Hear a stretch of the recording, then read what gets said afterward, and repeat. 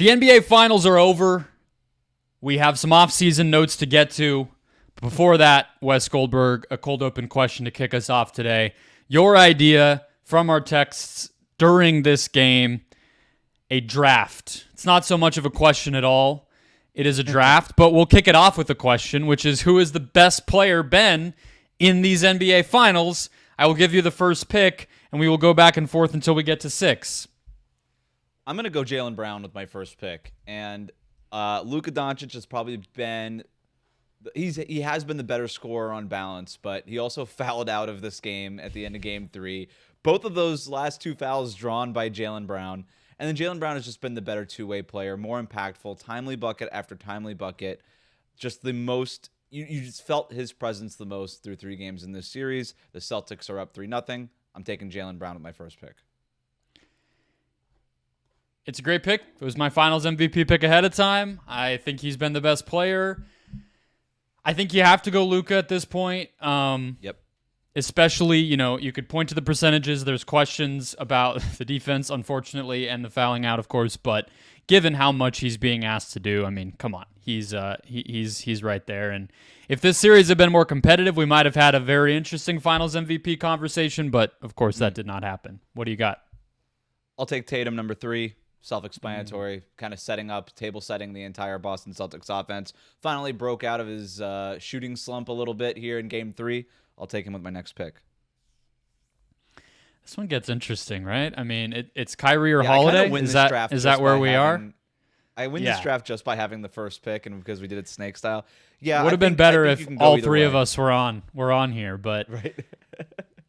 Yeah, I mean, I'll go Kyrie. He finally broke out today, and I feel like it's Kyrie Irving, and I know he was pretty poor through 2 games, but I'm going to favor what he provides over what Holiday provides. I mean, a good Holiday game tonight, 9 points. Like, I'm still going to go Kyrie, even though I guess I don't have much of a case here, but that's my pick.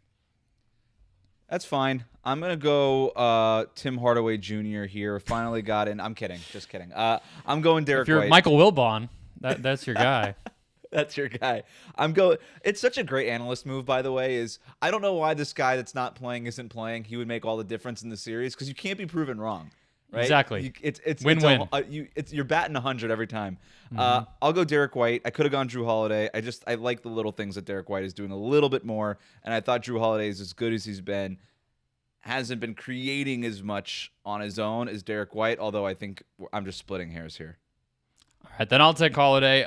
Everything's been great this whole series except for the pull-up 3 he took with a few minutes to go when if things went a little differently in this game, that would have been a pretty ugly one. But, as with a lot of Boston shot selection and offensive questions, it did not end up biting them, so we'll get to that. 106-99, the Celtics win. We'll break that down. We'll look at some off-season reports early here, as well as we got some teams and some players starting to come into focus. All that on today's Just Basketball show. Let's go.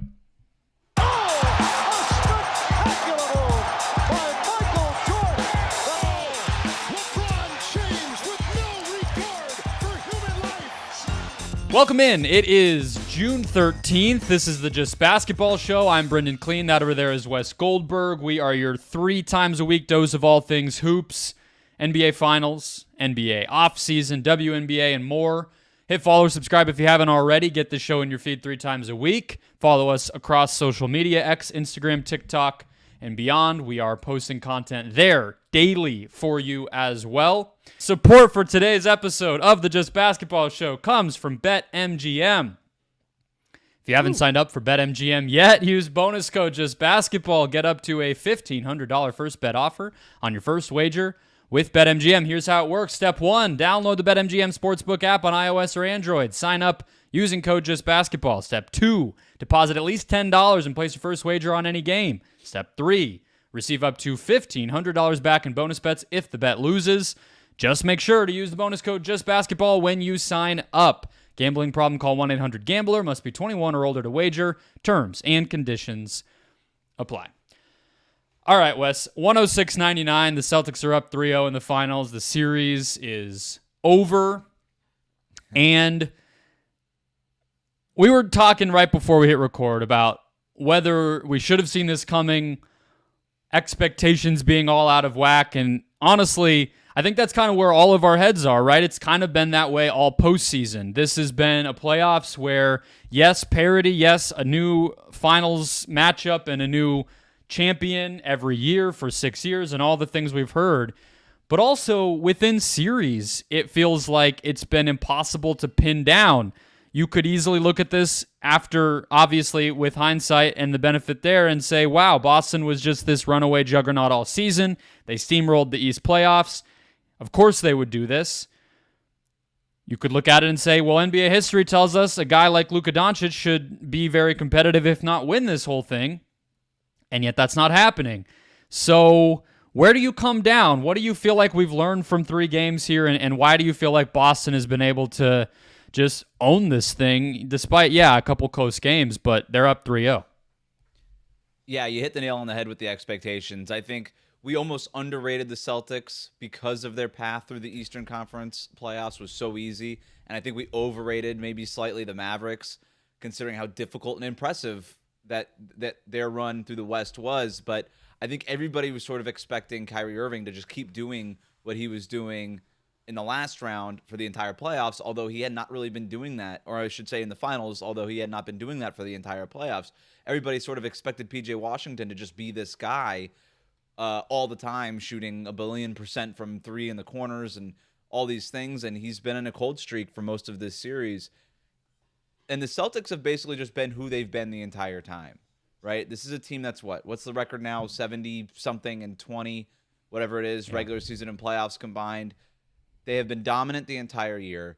You can take issue with their path. I certainly had, right? I think I've been pretty critical of the Celtics in terms of I just didn't think that they had gotten better throughout the Eastern Conference portion of the playoffs, where I thought that Dallas, by the time, the difference between Dallas at the end of the regular season versus the end of the Western Conference portion of the playoffs, I just thought that the margin was going to be a lot narrower than maybe what the regular season stats would have showed you. And I did say going into this series, I had picked the Mavericks because I believed that, but I also said, you know what? Maybe it doesn't matter because Boston was just that good all along, and maybe they didn't have to get better in the playoffs. Maybe they were always good enough to win the finals.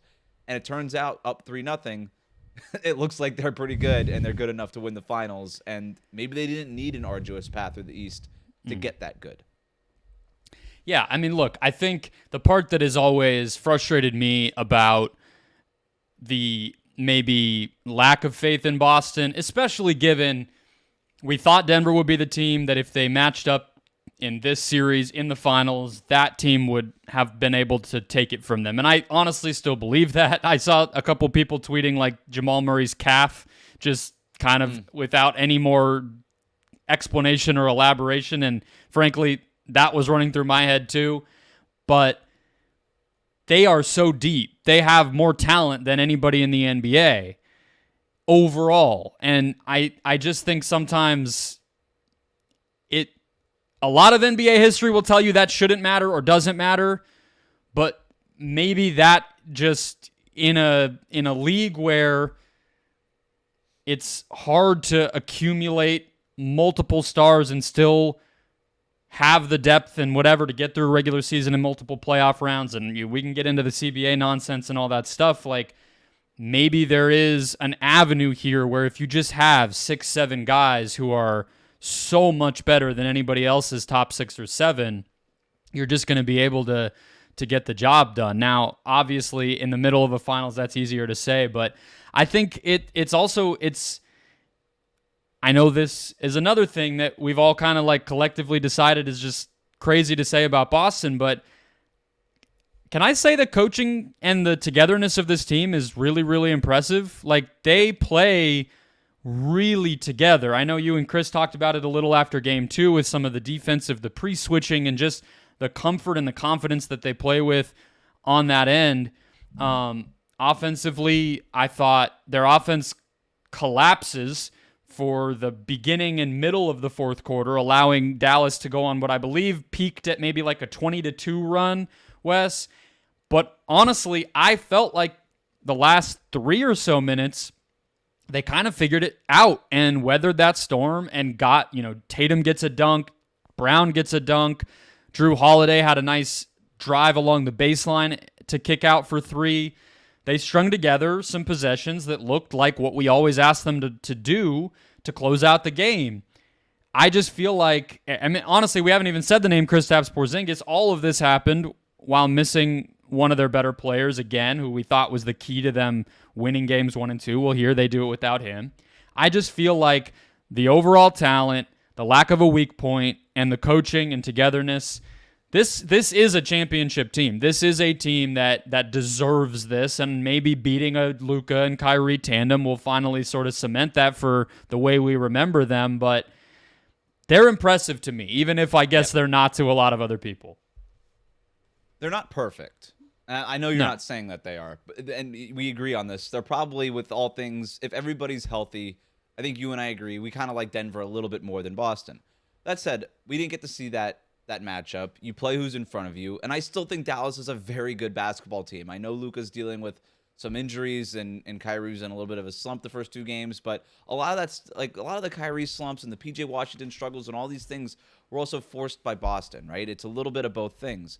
That said, the Celtics aren't a perfect team, but they know exactly who they are. And they're aware of their, I think as much as they lean into their strengths, they're aware of their weaknesses. And I think that's really important for a team that wants to get to the highest level. I think there's a recognition that, hey, look, we're an ensemble cast, and we kind of have to approach it that way. We don't have a Luka Doncic top-tier star. That's why Brad Stevens went out and made all these moves, because he acknowledged that right now, Jason Tatum's not at that level, at that Jokic level, at that Luka level. He ain't. He's not that player.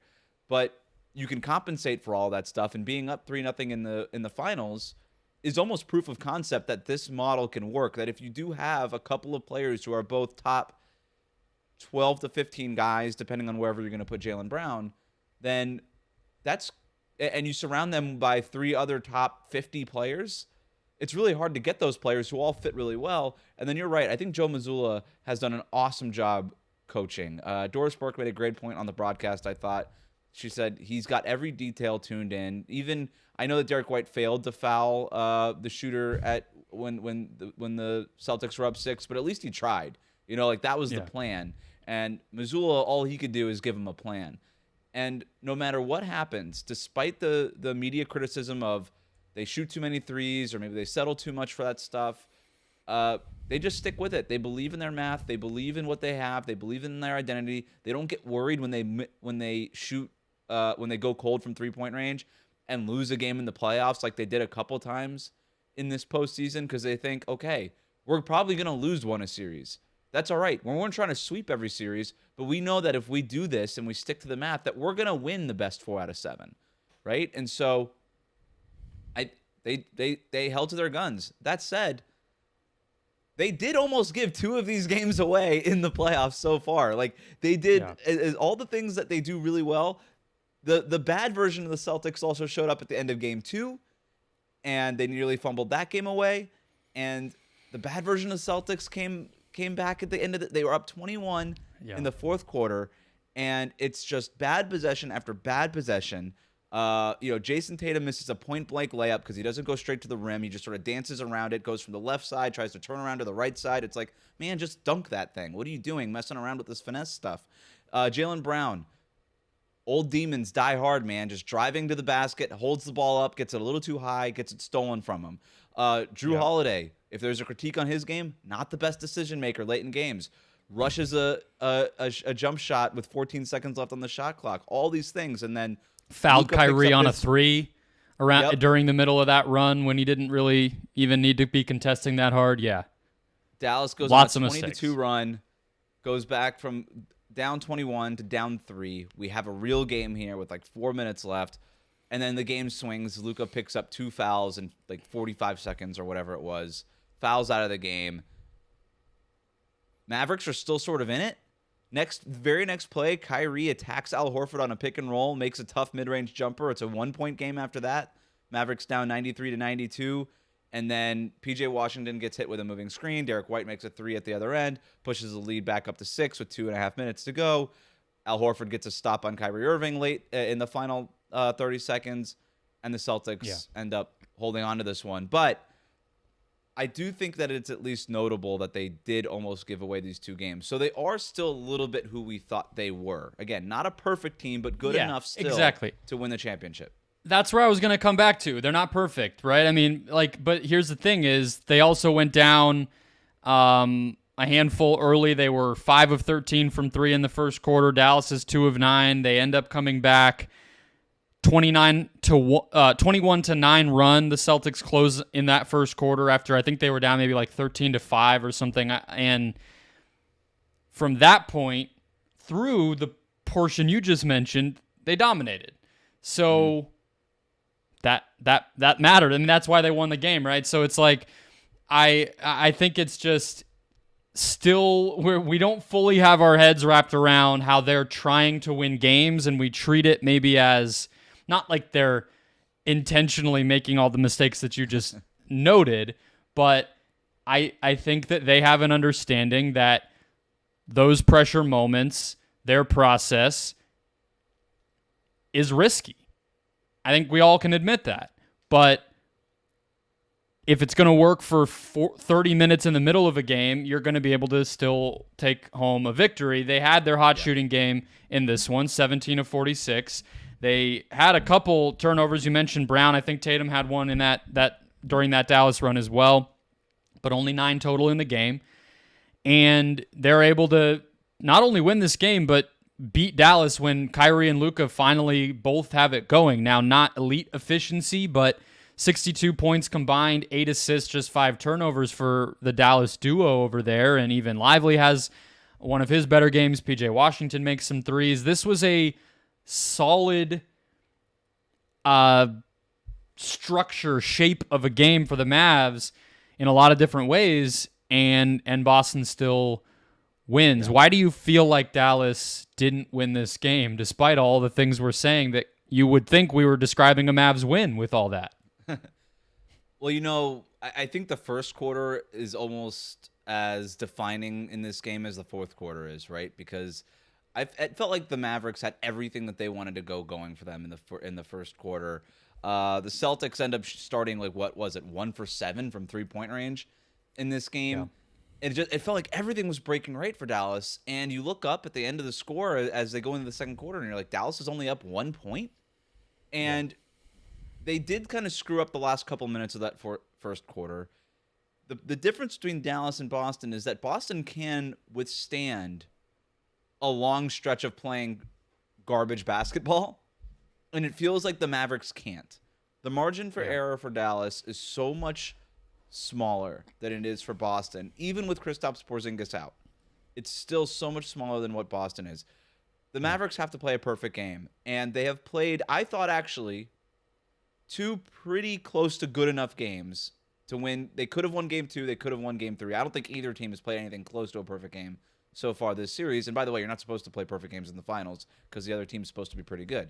So, but the Celtics are just able to withstand it. And again, I just think it's because it feels like even when the shots aren't going in, they continue to get mostly good look after good look. They come in waves, quality shot after quality shot. The Mavericks have to dribble and prod and work so hard to get a decent look on every possession. And the Celtics just always seem to know where the open shot is before the shot is even open. And that to me is that sustainability part of what it is that Boston's doing. Yeah, I think you definitely have to. The side of the ball, the side of the court you have to win to beat Boston is the one that Denver did. And that's why the Nuggets were the team that we felt like solved the Celtics the most of anybody this whole season. You have to be able to score on them. And I think Dallas has kind of met its match in a variety of ways on both ends of the court, but I think when they're on offense, when the Mavs are trying to score, where they're running up against a problem is first of all, Boston's transition defense is just more consistently sound because they can cross-match and be comfortable with it, because they have size, because they're just well-coached and smart and veteran and all that stuff. So that takes away. They got one lob attempt and Lively botched it. That was like the pinnacle of today's game from that standpoint, which shows you how different it is than that Minnesota series. And then I feel like, too, now that PJ Washington, Derek Jones, although, Washington made a few tonight, have kind of gone cold from deep, you're playing into Boston's hands. They already are trying to make you play isolation basketball, take and make really difficult shots, and if you can't even have the outlet to draw help and find a shooter because those guys aren't making shots, you're really just giving them what they want. So I think that's why Dallas has not, even on a night when Kyrie and Luka have it, to me the assist total kind of tells the story there. Only 8 assists. That's really, really tough to win. They're not getting offensive rebounds like they did against Oklahoma City. Just a lot of these things have kind of dried up for them. So I agree, they've played games that are close enough to being able to win. Obviously, the score would tell you that, but they haven't consistently put Boston on its back foot, even in those moments when things have gotten tight. It's been Dallas making a run to come back, and that's not enough. The Nuggets had command of those games. They went into crunch time up in most of those scenarios, and they were able to just out-execute down the stretch. So I think that's what Dallas would have to do. It's probably too little too late at this point. But on the other end, to me, they're... The Celtics are clearly the better team than the Mavericks. I think everybody knows that. But based off these 3 games, even though the Mavericks have made a couple of runs here, that is the weakness. That's when I say Boston isn't perfect. Their weakness is they let teams back in games, late in games, all the time. That's their weakness. Yeah. And yet they still end up coming out the other end of it most of the time with a win, right? Their clutch time record is what it is, at least this season. And I do think that even if they didn't go through the toughest path in the East, they have gone through a lot of trial and error over the last basically 8 seasons during the Jason Tatum and Jaylen Brown sort of era here. Yeah. And they look, for whatever reason,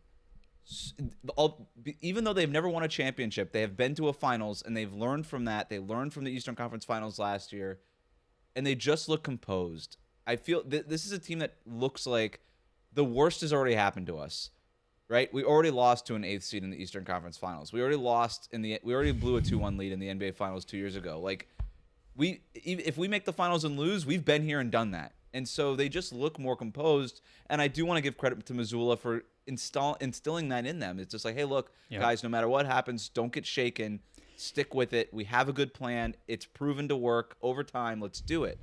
And so I think what's funny, like, that's exactly what he gets crushed for and made fun of for, is like that c'est la vie mentality, right? It's like, I get these crotchety columnists for the Boston Globe and whatever the hell else who are grilling him in all these press conferences just hate to hear stuff like that. It just feels so antithetical to what we want. It's sort of the opposite of Marcus Smart, isn't it? Like, the heart and soul used to be fiery, go get him, Marcus Smart, challenge your teammates, push guys in the locker room. Now the heart and soul of the team is kind of Joe Mazzulla, where it is very just sort of like, hey, guys, relax. We're more talented than the other team. We have a good system. We know what we want to do.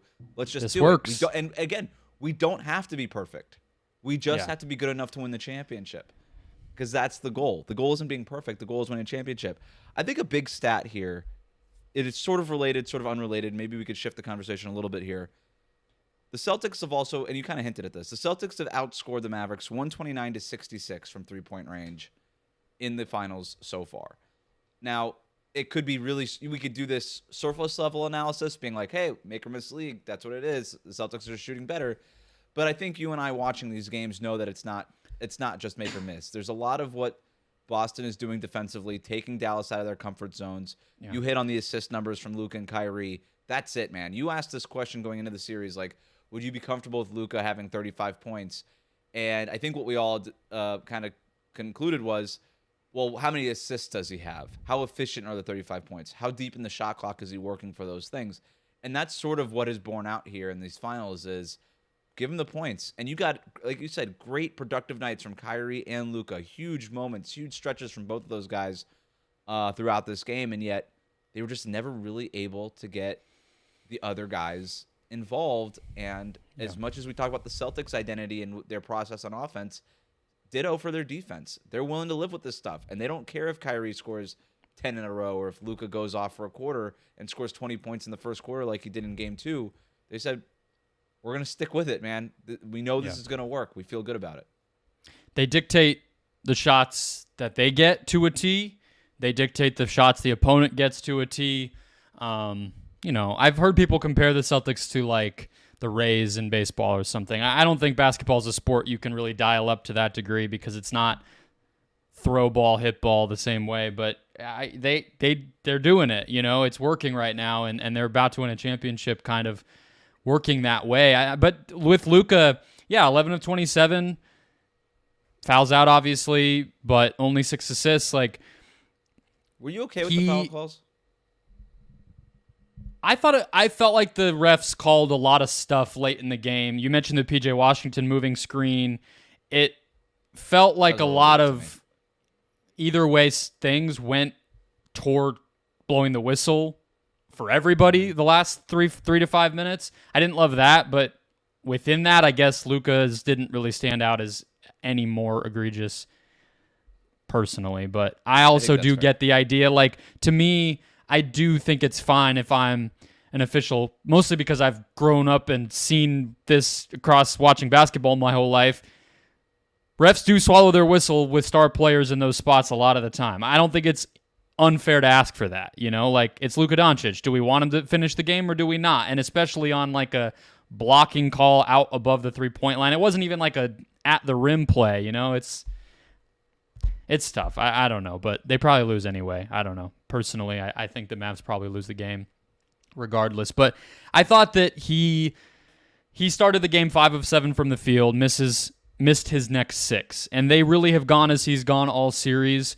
I thought the times when Kyrie... I have my notes in the second quarter while they're playing well in that first quarter, staying in the game. I still wrote down Kyrie wing ISO is not working again.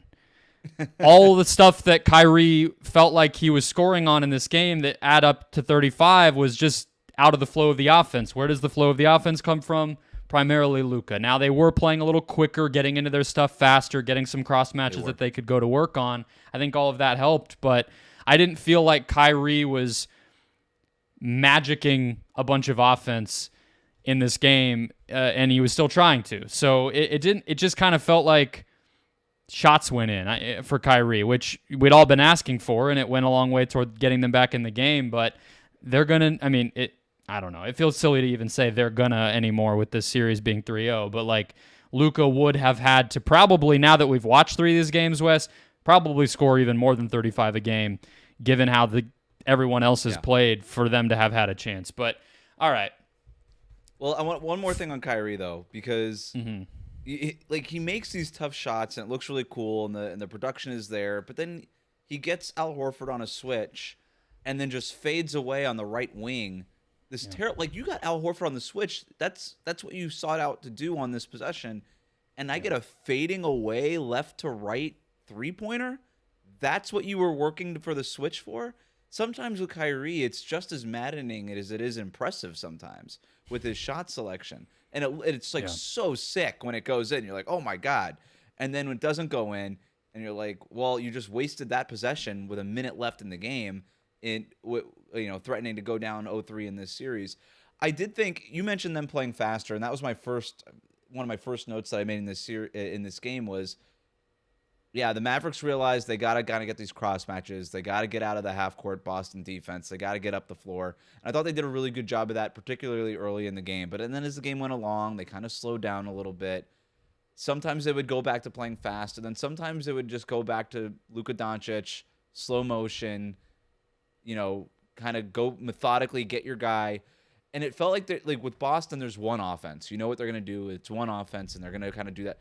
With Dallas, it felt like there was always 2 offenses kind of working, kind of butting heads against each other. There's the fast, let's get up the floor, let's get the lobs, let's get Kyrie going, all this stuff. And then there's the Luka offense.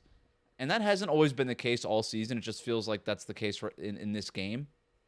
But I guess we might as well ask the question, like, do we think Dallas can come back in this series? Now, I don't know if that means come back and win the series, or can they win a game in the series? Like, we kind of broaden it, but I did think they had success, and they were right in attacking Boston centers on switches over and over and relentlessly. And it was just every possession on the way down, they were getting Al Horford, or whoever it was, in the switch and attacking them. I just think Like, the plan was good. I thought the execution could have been a lot better for bigger portions of the game. But to me, the big problem is, and this might be the reason they lose this game, during the parts of this game that mattered, Xavier Tillman's plus minus was +9. Hauser's plus minus was +16. Like, Dallas cannot win a game if the Celtics are winning those minutes, because we figured the Celtics are going to win the starting lineup minutes. And if they can't take advantage of Kristaps Porzingis being out, then they have no chance. Agreed. I mean, I was just going back through, and I think one of the things that has been kind of exposed with Boston being able to take away the roll man, Gafford and Lively, so often, and then, some of the easy shots you can get playing faster, whether it's the full court lobs or just, straight line drives and things like that, is that Kyrie and Luka, it was a little better tonight, so I don't want to, maybe tonight's not the best day to make this point. They're not players. We talk about this with Tatum and Brown a lot, but Kyrie and Luka are also not guys who are going to get to the basket a ton. Just drive and finish. That's not really their game either, and that's part of why I think that they are running into trouble, especially not being able to take advantage of, okay, Porzingis is out. It didn't really feel like, obviously, Boston's offense you would think would be held back, but other guys making threes kind of made up for it. You didn't really feel Porzingis not being out there as a rim protector. It doesn't really feel like that's mattered a lot in this series because Dallas isn't really putting that pressure on them. They're taking it away with defending the first action before anybody even gets close enough to the basket to attempt a shot, and so it's just another weakness that's getting exposed right now.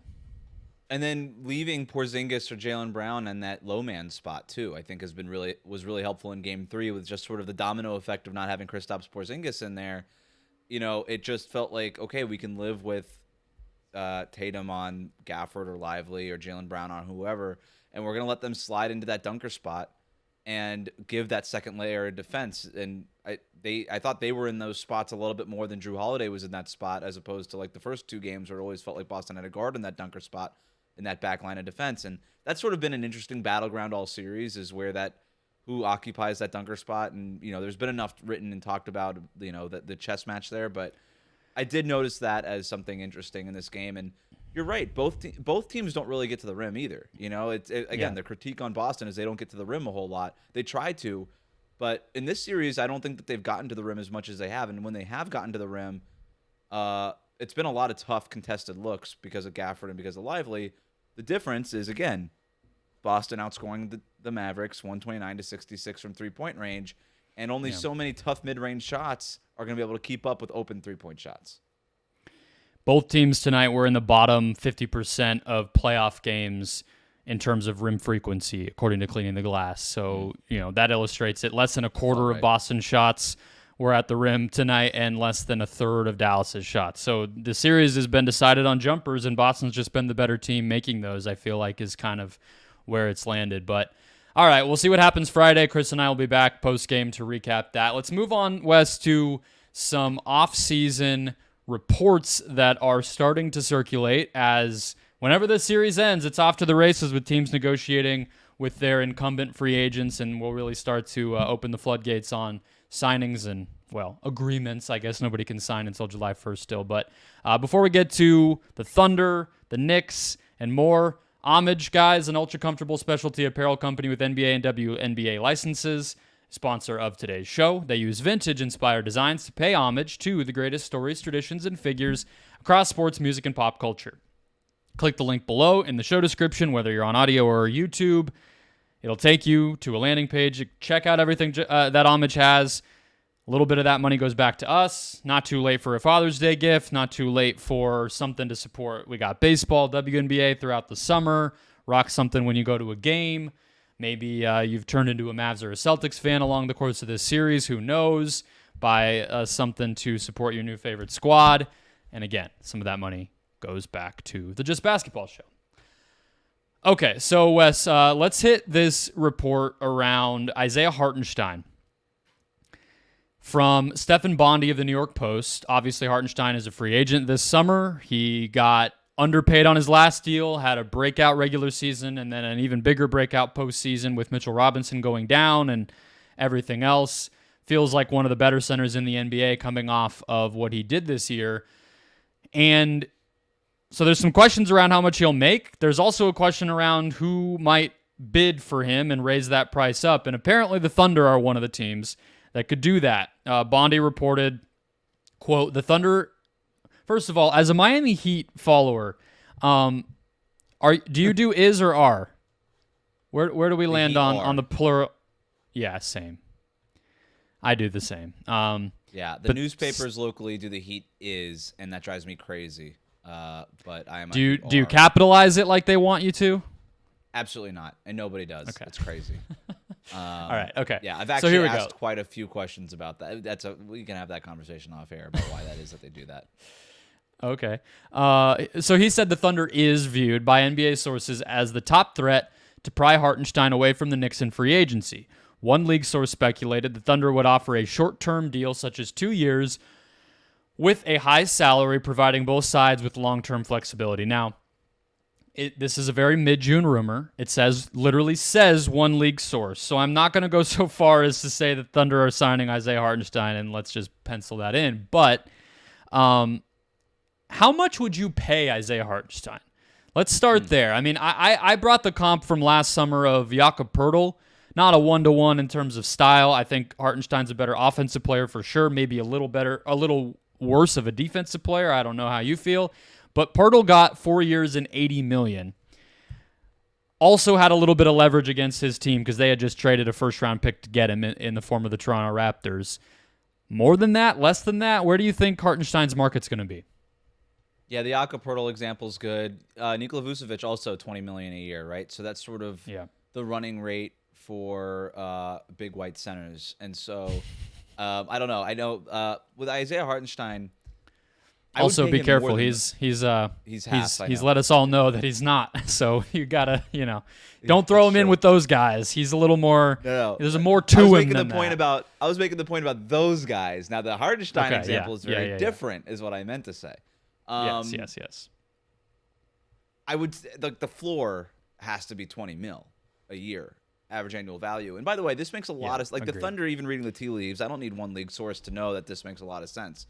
And I like the idea of doing like a short-term, almost Bruce Brown type of contract here, where maybe it's a 2-year deal at more than market price. You could pay him $25 million a year, and if you're the Thunder, without getting into the details of the new CBA, I do think teams that I think we need to look at cap space differently, right? An exorbitant amount of cap space. This is not use it or lose it anymore. Because of the new second apron, you have to make sure your long-term finances are still in order, where the Thunder are going to have a lot of extensions that are going to be very expensive kicking in 3 and 4 years from now.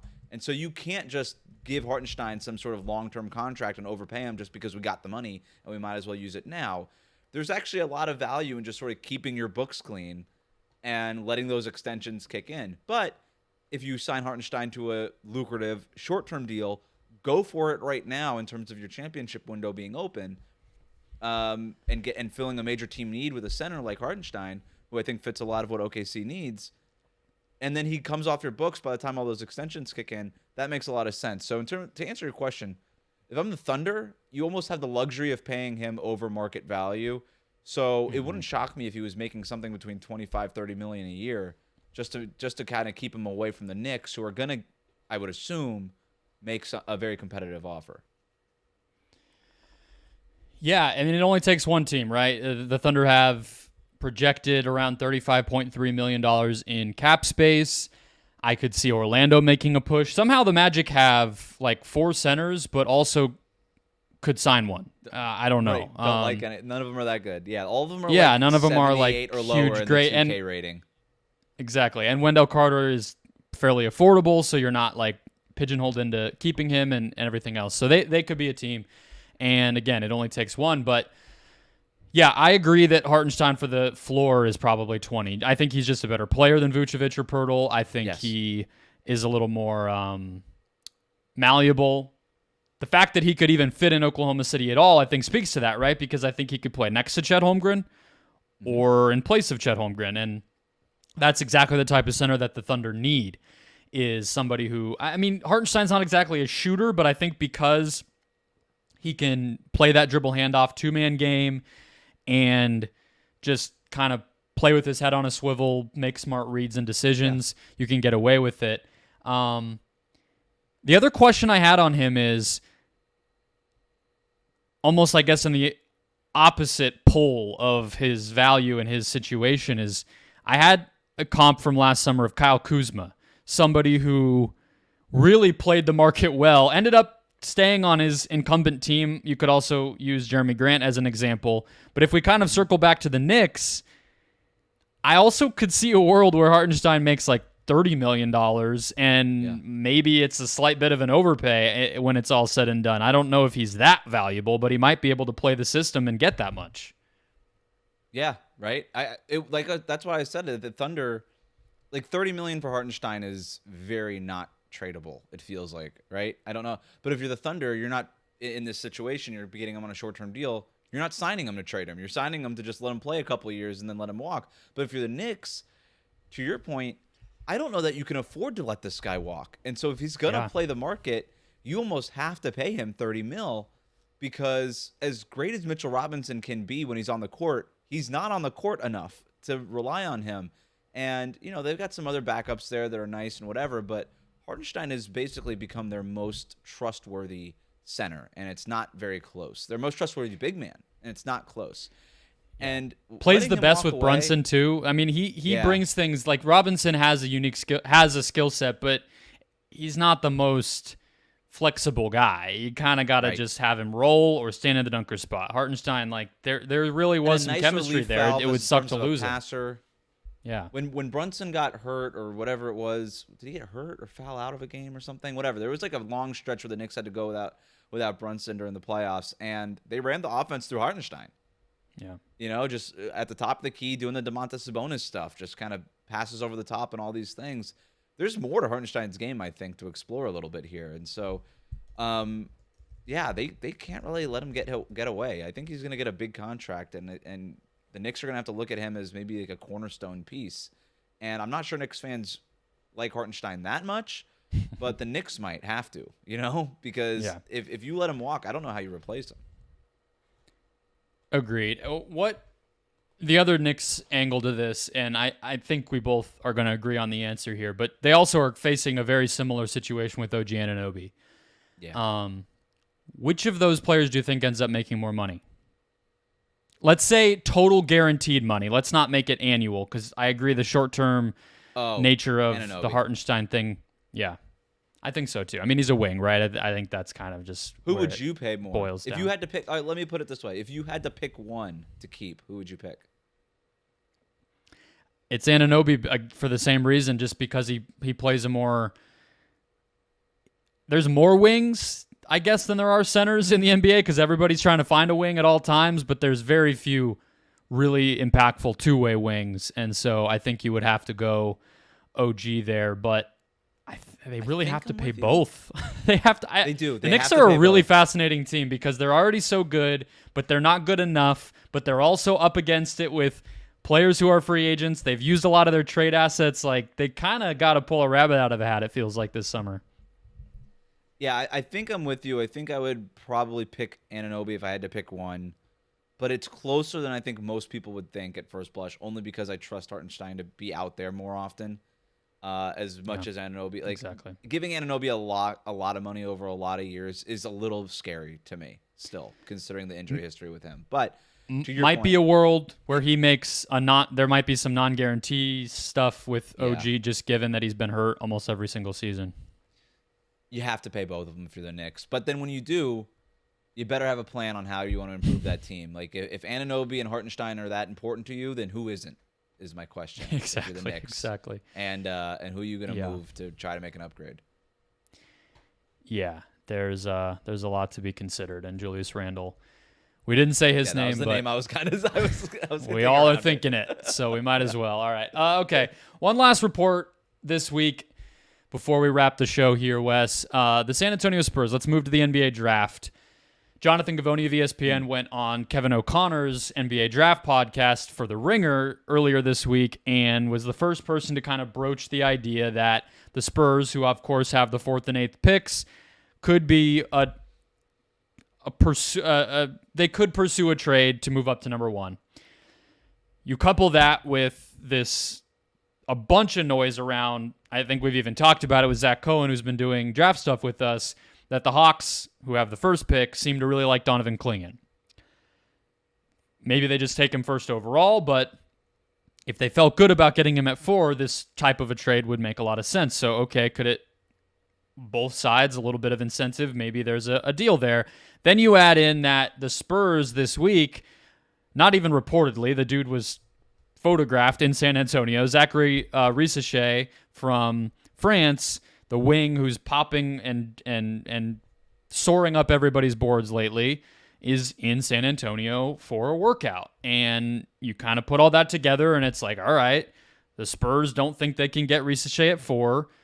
They're thinking of a trade to move up to the first pick to take him, and the Hawks feel like they can stick at 4 and still get their guy and Donovan Kleen. What do you make of how real this is, if it makes sense? Is this where draft night's headed?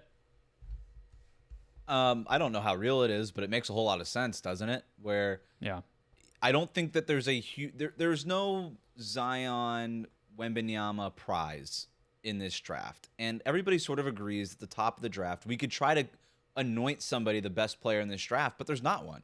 There's not some elite prospect. They're all kind of, the top 3 or 4 are pretty close together. So if there might be a lot of movement, right, in the top of the draft where teams kind of move to where they think they need to be in order to get the guy that fits their need. And for San Antonio, a guy like Rissachet makes a lot of sense for them. A two-way wing, can hit open threes, has some on-the-ball juice, flash the ability to do that. Most importantly, everybody's lauding his defense. Off-ball defender, on-ball defense could use a little improvement as he gets a little bit stronger. But people really like this guy. And there's the obvious French connection between him and Wembanyama. So I don't know if San Antonio has just decided that Texas is the France of America now. There's a Paris, Texas, isn't there? There is. There's a movie about it. So there we go. It's not San Antonio necessarily, but they could be like the wine country or something. They got Greg Popovich there as a mascot. So I guess that's the strategy. Also, is let's just put all the French dudes on one team, and hey, it worked with Wembanyama and Rissachet. If he is the best player in this draft, it's not a bad strategy, I guess. You're building around Wemby. There's something to be said about that. They're in a position that I think both Atlanta and San Antonio, frankly, are in a spot where they can afford to be a little bit more purposeful with what they're doing because they already have a player they envision as their number 1 guy. Now, maybe Trae gets traded, and that we aren't saying that in 2-3 weeks, but for now, Trae Young is the best player on the Hawks. Victor Wembanyama is the best player on the Spurs, so they can say, we like Donovan Kleen. What do we do to get him? Whereas if you're Washington at 2, for instance, you're just going to let the draft unfold and try to take the player you feel the best about, period. It doesn't really matter who you like or what fits or anything else. So it makes sense that it makes sense that these teams would be sort of thinking about it this way. I went back and looked at other trades, one of which included Atlanta, Wes, of move-ups near the very top of the draft or moves at all. Obviously, the one we all think of, Philly, Boston, 2017, guy who's about to win a championship here. The Sixers moved from 3 to 1 in the 2017 draft to take Markelle Fultz. All they gave up, and I forgot this, all they gave up was, I believe it ended up being a 2019 first from the Lakers or the Kings, one of the two. I don't remember which one ended up conveying. That's it. 3 and that pick was all it took to get to number 1. And then Atlanta, who I mentioned a minute ago, as the secondary move to the involvement that they had with the Anthony Davis deal, ended up going from 8 to 4 to take DeAndre Hunter. What they gave up was all that year picks, but it was 8, 17, and 35. So it feels like 4 and 8, that could just be the trade. 4 and 8 for one. That's it. and they just get the first overall pick. I mean, recent history says you don't have to actually give up a whole heck of a lot. It's not like the NFL where you're stacking all this other stuff to get for 2 spots or whatever. And that almost feels like too much to give up, right? If I'm Atlanta, Maybe. That's a no-brainer for me because you're not, 4-1 is usually a leap in sort of prospect, right? And in this draft, it feels like the top 4 or 5 are pretty much flat. You're just sort of moving around trying to figure out where you need to be to take the guy who fits your thing. So I would, if I'm Atlanta, I'm definitely doing it. The Kleen part to me is interesting. If that's the guy they're targeting, 4 is a little risky to move down because you still got Houston there at number 3. I had the same thought. Yep. And so maybe they'd be willing to not get Klingon. Maybe they say, you know what? If it's Stephon Castle that we end up with or Alex Sarr that we end up with or whatever, then we're willing to live with that, and that's okay because we're just not that interested in any of these guys. Maybe it's more of we don't. It's really not Boston in 2017, right, where they knew Lonzo was going too, so it didn't really they didn't have to worry. You're kind of putting your fate in the hands of Washington and Houston. Unless in that case. It's risky. Unless they know who Houston wants and they feel good about Klingon being there, of course. But I don't think I think that would be really hard to figure out right now. So, maybe it's just a matter of we don't love who's at number 1, and we'd love to be able to trade back and pick up another pick here. And just, 2 is better than 1 in this draft. We had, 2 shots to find a difference maker as opposed to 1, even though we have the number 1 pick. So maybe it might be just as simple as that. Yeah, Atlanta is fascinating to me because people keep pointing out this idea that, hey, don't forget, they won't tear it down. They won't blow this thing up because they owe unprotected picks, coincidentally, to San Antonio in these upcoming drafts from the DeJounte Murray deal. I think we got to get out of that mindset. I think we're going to increasingly see, similar to what we've already seen Brooklyn kind of do, where the way you're going to get out of pick hell is getting other teams' picks. And, just cycling through, okay, we don't have our picks from the DeJounte Murray deal, part 1, but what if we trade Murray and we get a couple Lakers picks or whatever team he goes to? Now those picks can kind of be our developmental track back to some sort of young depth, and we'll just kind of keep it going from there. Like Brooklyn gets rid of Harden and gets a little bit of, okay, now they have a couple of Philadelphia picks, then they lose Durant. Right. They have Phoenix picks. They don't have their own picks, but they have some sort of first-round capital either to take players or to make their next move. So I'm not convinced that the Hawks won't get a little bit worse, and maybe taking 4 and 8 this year and using next year as somewhat of a reset would be part of the way to do that. But the bigger question I will say if they do take Klingon, would suggest that maybe it's not a complete teardown, that they could still trade one of the point guards but keep the other one, and base everything that they're doing around sort of the Klingon other point guard pick and roll.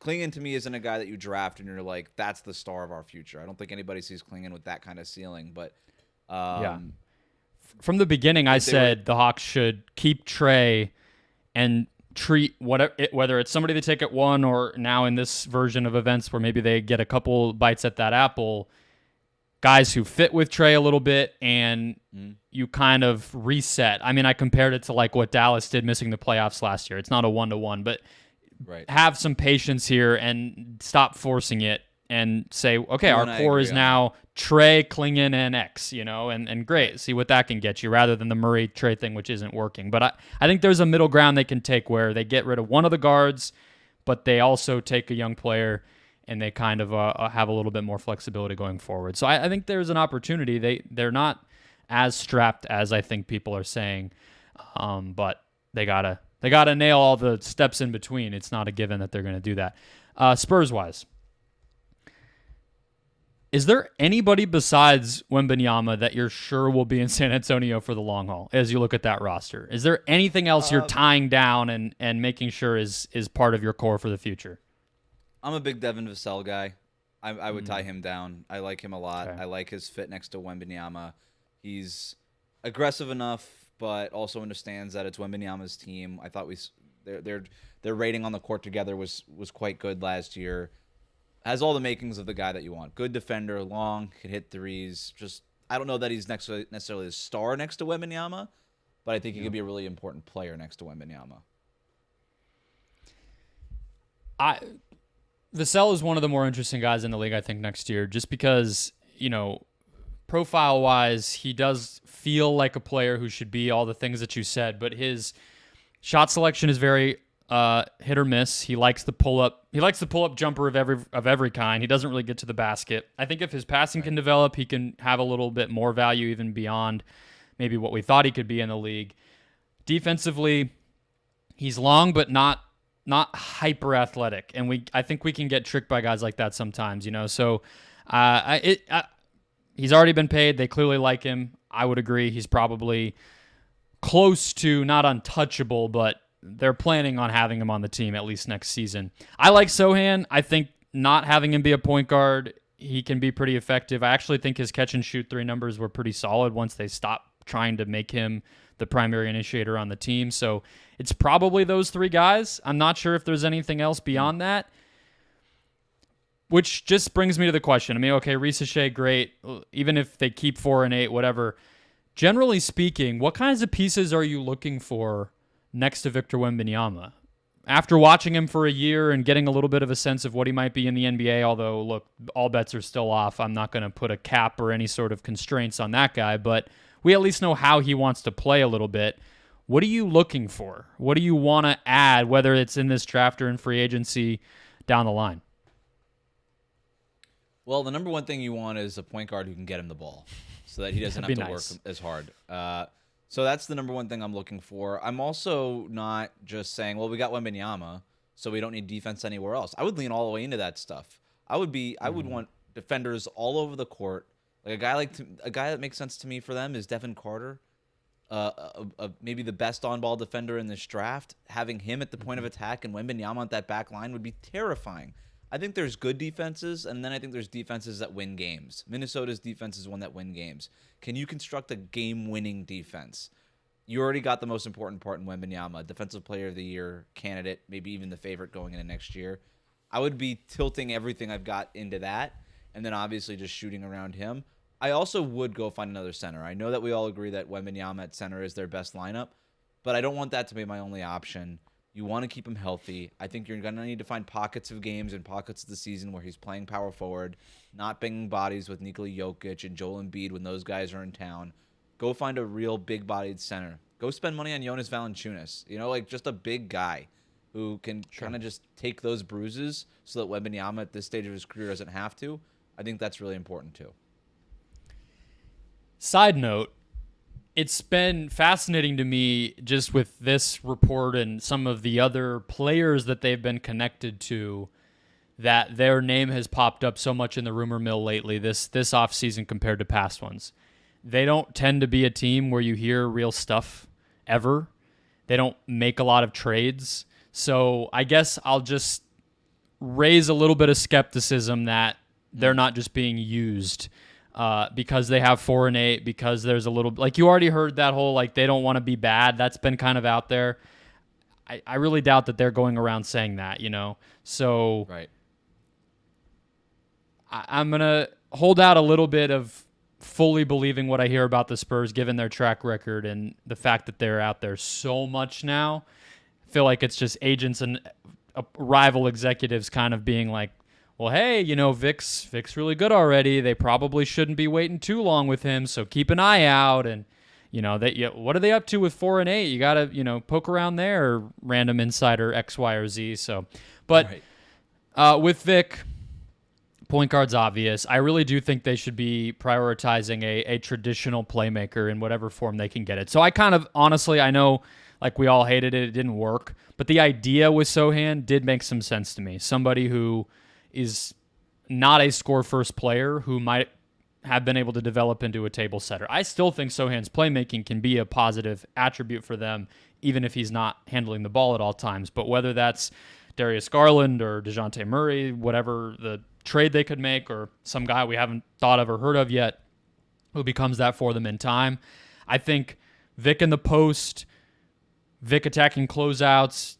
in transition, all those, a person who can set him up is going to be important. You don't want to have the ball in his hands. I think injuries and everything else would just worry me too much. So get me a guy who can really do that. I also feel, I like what you said about size. Like, I think what we saw with, and defense, what we saw with Minnesota and some other teams this year is like that, it still wins, it still is important. Yeah. And the Zach Collins, I just think he's maybe not a good enough player to be the best partner for Wembanyama going forward or even right now. But I don't think the idea is bad to why not get another 6'9", 6'10" guy just because you have a freak athlete, big body guy at center. Okay, well, Towns can play next to Gobert, and you can put a 6'10" Jaden McDaniels next to that. And, why not? If they all fit and they're all modern, versatile players, the more the merrier. So I really like the idea of just, okay, we have a generational defensive prospect. Yes, he can shoot and do all this other stuff, but why don't we make that our identity, especially because that's the side of the ball that's clearly coming along faster. If we want to win right now, it's probably going to be on that end. Right. You want to make Wembanyama's job easier, not harder. He's your star player. Make it as easy on him to be a star as possible, not harder. Just because you have a big guy with size who's a freak athlete, all these things, doesn't mean you can rest on your laurels and be like, well, we got the one thing, and now we just have to improve these other things. No, make the job easier for him.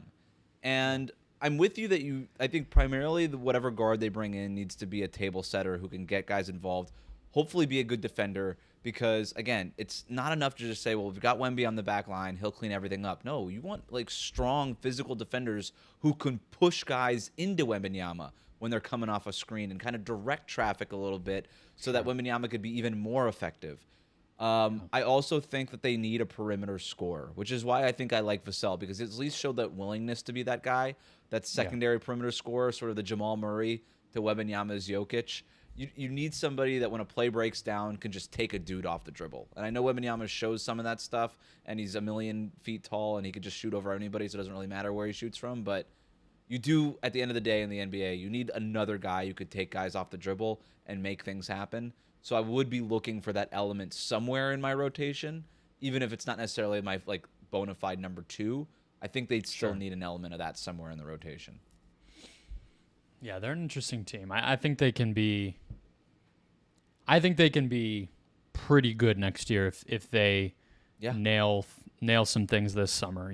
They weren't far off. I mean, we all laughed at how Denver's seeding and playoff destiny might have been affected by this team stealing a game from them the last week of the season. And that type of frisky team, regardless of if they have a generational player, those teams that compete against the best, even in, February, March, April, that tends to mean something. So I think they're kind of closer than people think, especially given all the resources they have this summer. So we'll see what they do. Maybe they just take a player at 4 and 8. That wouldn't be a bad thing, considering they also have cap space, but they're going to be in the mix for a lot if they want to be, as will the Hawks, of course, with number 1. So a little bit of rumor to close out the show. We'll be back Friday. I do have a personal question for you, if we have time. Yes. How could I forget? Let's go. All right. So, as you know, the Florida Panthers are in the Stanley Cup final. They're up 2-0 over the Edmonton Oilers. But it's raised a lot of questions. Where are the Florida Panthers based? Nationally, a lot of people don't know where or is it Miami? Where is it? The broadcast keeps telling you that it's Sunrise, Florida, which is outside of Fort Lauderdale. And they always tell you it's Sunrise, Florida, which is outside of Fort Lauderdale, because nobody else knows where Sunrise, Florida is. It does happen to be where I was born, but that's besides the point. There you go. So, did they send you home with the plastic rat from the hospital? I was born with a plastic rat in my mouth. Yes. There you go. like a cat. So my question to you is, where's the obscure arena stadium that you would love to visit and attend a game at? So this is not like the Staples Center, Madison Square Garden, like obscure, random part of the country. You would love to attend a game. Could be any league. Wow. Could be college too. Yeah, college is where my mind is going, right? There's a lot of possibilities there. Can I give you mine if you want some time to think? Yeah, give me yours. Always wanted to go to Penn State. I know it's in Pennsylvania. Not really sure what part. I don't know if it's closer to Pittsburgh or Philadelphia or other parts of Pennsylvania. I just know it's in Pennsylvania somewhere. But the stadium looks awesome. Like it's got like that literally stadium style seating that just sort of, the higher you go, the more on top you are of other people in the stadium. And the tailgates are supposed to be incredible. Would love to go to a fall game because the weather is supposed to be nice. That might be my pick. The hilarious thing about Penn State is that it's the city that it's in is called State College. Yeah, so who which knows is where that just that doesn't tell you literally anything. I was gonna say, I mean, is Ann Arbor obscure enough? I mean, I would like to go to the Big House. Have you been? No, never been. Yeah, it's definitely obscure enough. Their downtown, I think, literally is called Main Street, and it is what it is. Okay. That's yeah. I sort of figured. I know there's some military aspects, so I didn't know if how it would fit. But yeah, that's up there for me. I've never. I mean, look, I grew up in technically Pac-12 country, but it doesn't even count. I grew up in Phoenix. This is not college sports territory in any way, shape, or form. Tucson won a basketball national championship 28 years ago. Who cares? There's there's no college sports anything that's special out here. So I've been to the Rose Bowl. I've been to the Coliseum when my alma mater played them. So I've gotten to see a couple, but whatever. I would like to see some of the real college football stuff out in the middle and East Coast for sure. That I feel like any Baton of them. Rouge doesn't count, right? That everybody knows where that is, right? Yeah. Honestly, Honestly, Alabama though, there's not really any city in Alabama that's like you could point to it on a map. Some sort of there's a TV show based there, So I'd see a Crimson Tide game. I would anything college football. I would love to just take a road trip one fall and hit a bunch of them because I've just never the whole sport isn't that intriguing to me because I just feel like I missed it. I just am not in the culture of it. Yeah, it's definitely growing up in the Southeast. It's definitely a very major thing here. So it's right there. But I understand having lived on the West Coast, how nobody cares. I would be on on Cal's campus for a football game, and I'd be like, does anybody know that it's happening? No, and even USC and UCLA, which are theoretically these powerhouses, really the only fans that go are the rich alums who live nearby. It's not like a college atmosphere or the ACC or whatever. It's like, hey, you guys have fun with this. But imagine those fan bases traveling to Los Angeles for these games, expecting a huge tailgate and being like, did we get the wrong flight? Did we book the wrong weekend? What's happening? Why does nobody care about this event that is life-changing for us? Yeah, that's tough. But I thought you were going to ask if there was a stadium in my vicinity that is treated with similar questions, and I was going to tell you basically all of them in Phoenix because outside of the Suns Arena, nothing's in Phoenix. We're kind of like LA, except we call everything a different name. So when we host the Super Bowl, it's in Glendale. Nobody knows what the hell that is. It's very confusing. So yes, football, hockey, ASU, everything is not technically in. They're the zip code, the address is not Phoenix. So I can relate. These sprawling cities do not do us any favors. But all right, that will wrap us up. Game 4 on Friday. Chris and I will be back to recap that. Maybe get a little more off-season news, or at the very least, a preview of a team. Hopefully you guys have been catching those. Hit follow, subscribe. More videos throughout the off-season and beyond, and we'll catch you guys then.